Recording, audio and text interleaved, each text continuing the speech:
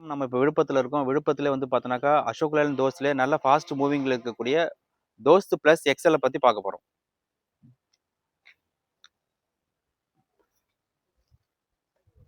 Dost plus XL வந்து பார்த்தோம்னாக்கா, tyre size பெரிய டயர் குடுத்துருப்பாங்க. டயர்ல வந்து பார்த்தோம்னா 15 இன்ச் வந்துரும் டயரு.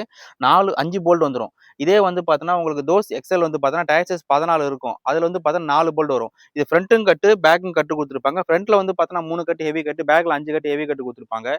டேங்க் கெப்பாசிட்டி வந்து 40. மினிமம் மைலேஜ் வந்து பார்த்தோம்னாக்கா, உங்களுக்கு 19.6 தரும் இந்த வண்டி. தொட்டியோட ஸ்பேசஸ் வந்து பார்த்தோம்னா, ரொம்ப ஸ்பேசியஸா குடுத்துருப்பாங்க. 9க்கு 5 1/4 அடி தொட்டி வந்துரும் உங்களுக்கு.